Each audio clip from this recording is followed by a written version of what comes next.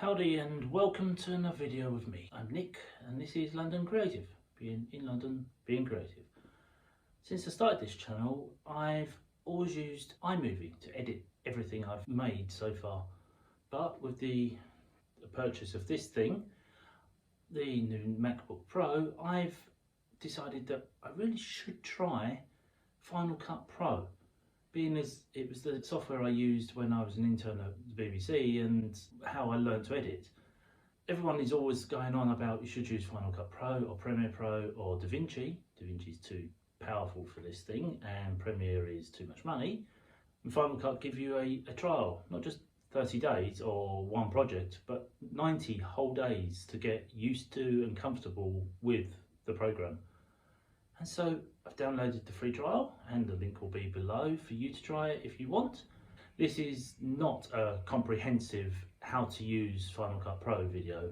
This is a newbie trying Final Cut for the first time and comparing it to iMOVIE and finding out what I like and what I don't like. And there are a few things on it that I don't particularly like and a few things that are really awkward to use. So what I'm going to do is edit some footage I shot of the dog at Hampstead Heath a few weeks ago in Final Cut Pro and then re-edit it in iMOVIE and compare the two and see what works and what doesn't and show you how easy it is in Final Cut and how easy it is in iMOVIE, etc.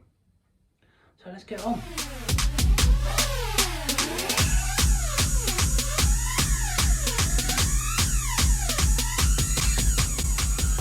Okay, so we open Final Cut Pro and we make a new folder, a new library, and we'll call this one Doggies.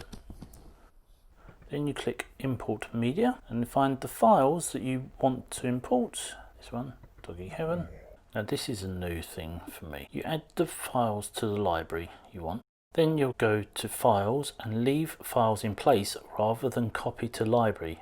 Otherwise you'll double up on the amount of files on your hard drive. Then you come to transcoding and create optimized media. If you click create proxy media, you'll make a second low res file, but it will double up the amount of space used on your hard drive. Whereas in iMOVIE, you get presented with this screen. You click Movie and then you get this window. From here, you can right click on My Movie or simply find the files you want in Finder, highlight, drag them into your window and voila. Meanwhile in Final Cut, your files have been imported and then you get this little window which tells you that transcoding, analysis, thumbnails, etc. is going to take ages and ages to import. But in the meantime, let's see what else we have here. Well, this is all the music, where your music files will be. You select folders and put the music in that you want. And then we have text, titles and backgrounds. This is where Final Cut proves itself. There are hundreds, I mean hundreds of different types of text, fonts, files, graphics, but we'll come back to that later. Then we come to your clips and how you view them. Ratings, favourites, rejected, unused portions of the files. You can have them listed in text with a picture above, and then this is your information above the screen. The size of the file, frame rate shot at, how big you're seeing the screen, and then details.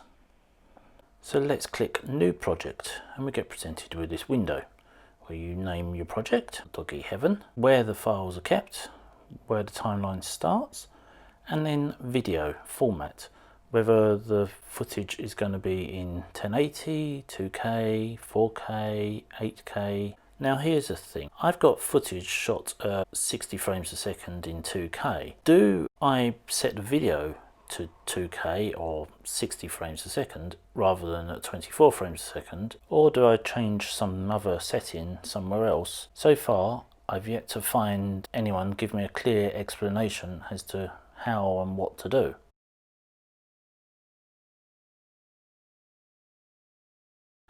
Okay, so color grading. In Final Cut Pro this is apparently really easy to use. So in transitions, down here on the right hand side, you get these little windows and you click the colour board and drag it onto your timeline. Then you go up to the prism at the top and you start to adjust with a great deal of control, and you can make your own presets so you don't have to fiddle about each time, and you can import other people's versions so you can get colour to match Peter McKinnon or other people. But if you have a number of clips on your timeline, you have to adjust each one individually. So maybe having a preset will be helpful. You just click it and be done with it.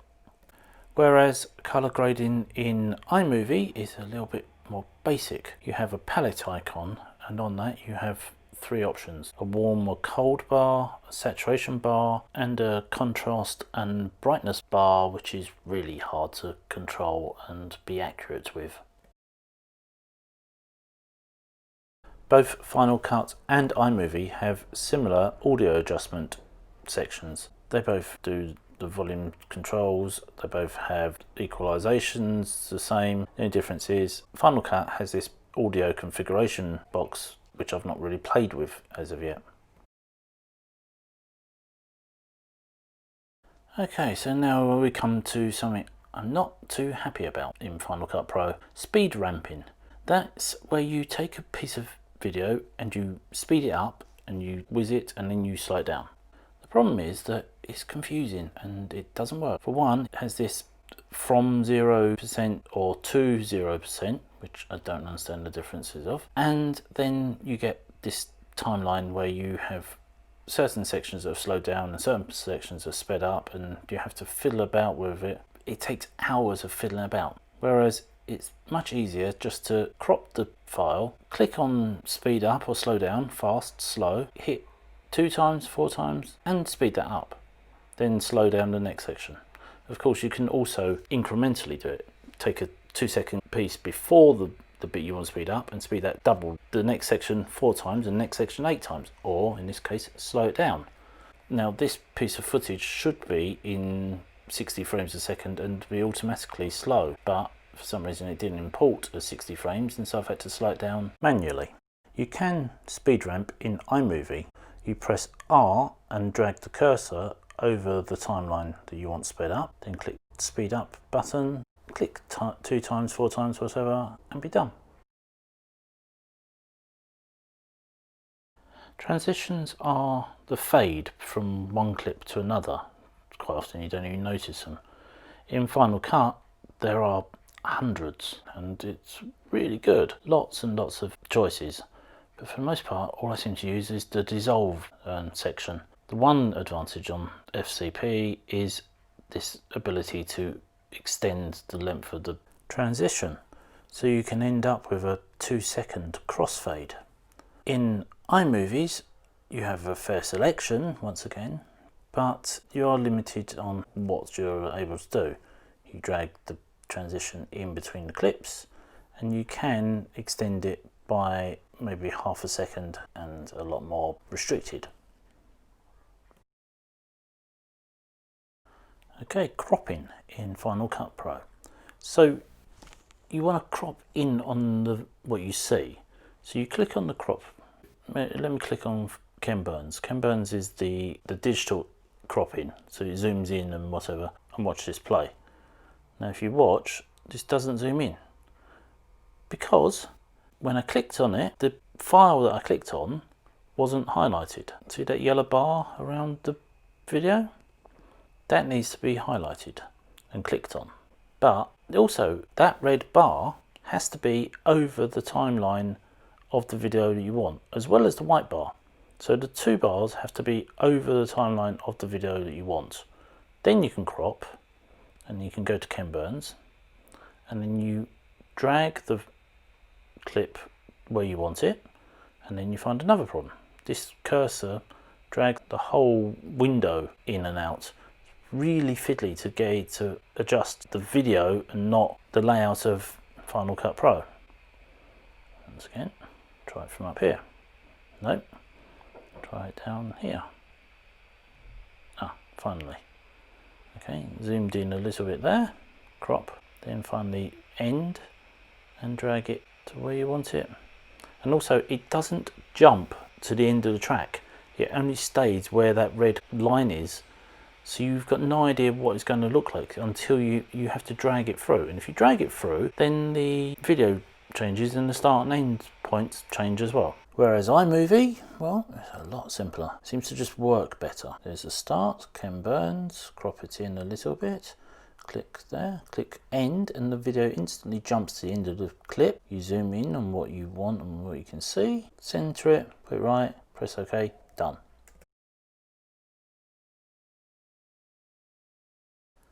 Okay, titles in Final Cut Pro.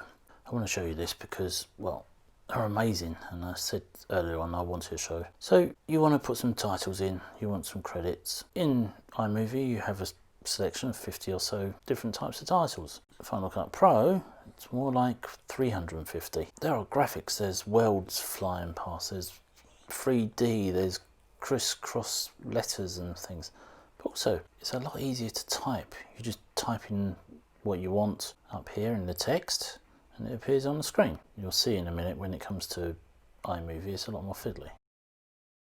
Also, you can save your preferred font, the size, the style, whatever, and then every time you just click that preset and all your fonts exactly the same every time. Whereas in iMovie, it's a little bit more fiddly. So you have a lot less choices, 50 in total, and you have to then click on the screen, get the cursor over the pre-written font, type in what you want, then highlight that, then adjust the size. And this is a pet peeve.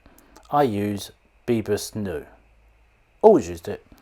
It never ever appears on the selected fonts, even though it's installed. So I then have to go into other fonts and search it. Every single time I put text onto a video in iMovie. So just to clarify, if I try to use footage that was shot at 60 frames or 240 frames a second, Final Cut slows it down to normal speed, to 24 frames. Whereas if you drag the same footage into iMovie, it will automatically slow it down to the speed it is and see the footage at 60 frames or 240 frames. Why? So if I want to add this little graphic that I made and put it over the top of the video here, it's not easy or obvious. It took me ages to figure out where the transform button was. Turns out it's in the crop tool, and it's fiddly. It's very fiddly. You have to adjust the layer and get these little corners right, which has the same problem as cropping the frame when you drag the wrong piece. But once you know how to do it, it's all well and good and okay. This is just to say it's hidden. But when you come to iMovie in a minute, you'll see it's a lot easier. Green screen, green screen's a different matter altogether. This was confusing. So there's the green screen with my subscribe button, but at the moment it's green, not see-through. Now if I've got the red mark on the wrong thing, it will change where the red mark is, not the thing that's highlighted in yellow. You have to have the highlighted in yellow and the red mark for it to work out where you want to be. So now I want to change the size of it, and I've still got a green square. I can't get rid of a green square. There you go, that's it. I could not find green screen. There is a filter called key in. You would never have found it. I literally had to go and read forums, and it's all like, you just do this. It's not obvious. There's lots and lots of adjustments to it as well. You can change the color of your green screen in case it doesn't match and things like that, or you can position it and hide bits, whatever. But I looked up everything. I looked up green screen. No. Screen. No. Keyer. K-E-Y-E-R. Who's going to look up Keyer? No one knows it. It's chroma key or green screen. So what's that process like in iMovie?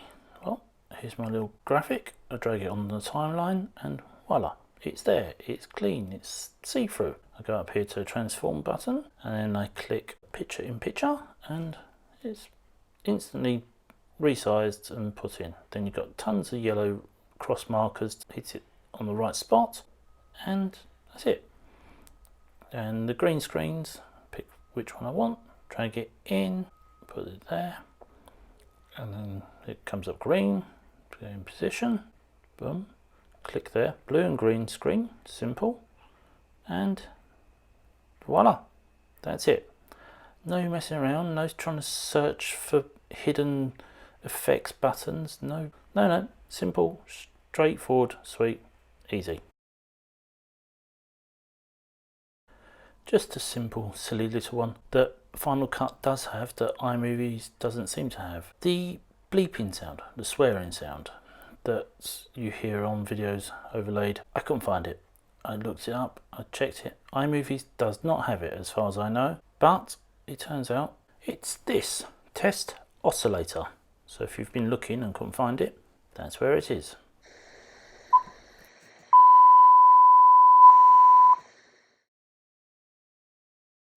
So this is probably my biggest problem with Final Cut so far. This is a piece of footage from a few weeks back when we went blackberry picking. I didn't use. I'm using it because I didn't have any talking to camera pieces on the dog video. So I've just added it in and edited it and then pressed play.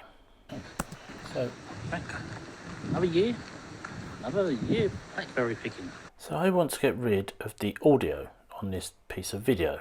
So I click up here, drag the audio line down, and the sound's gone. No fiddling with little bars at the bottom. But I want to keep the audio on this piece. And I want to play a music track underneath the speaking on the video. I drag music into the timeline under the video, like so.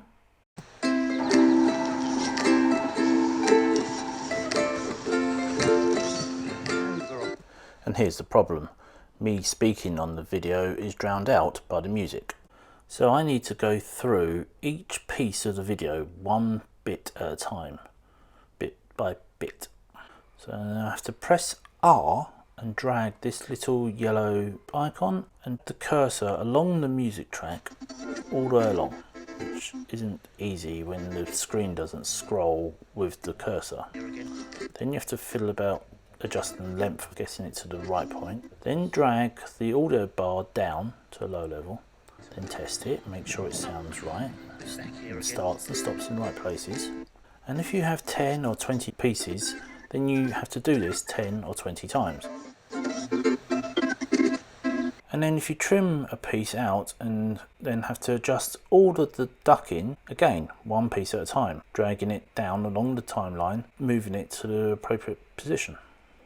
Whereas in iMovie, well, here's all of the pieces of video edited down with the music track underneath.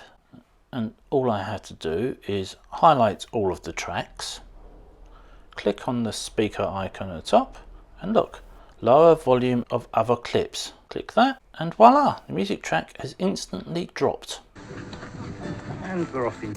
And then I cut it here, highlight these two tracks, go back up to the audio section and untick the box, and music is back.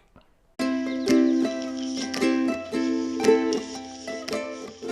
then fades back under my voice. We're back here again. Another year blackberry picking, or blueberry picking as everyone seems to be calling them now.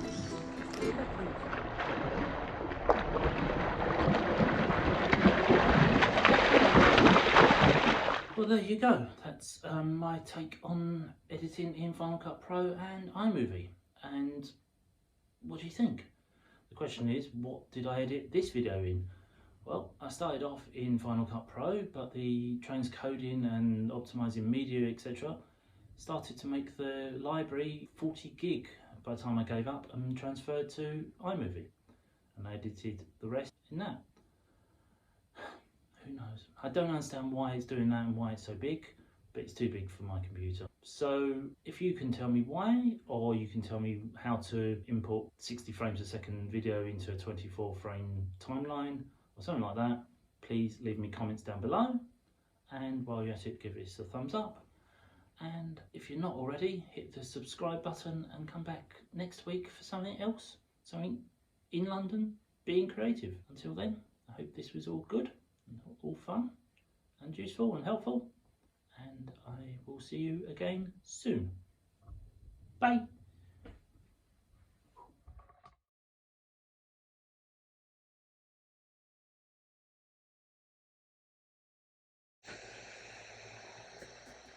that? Oh, what are you doing?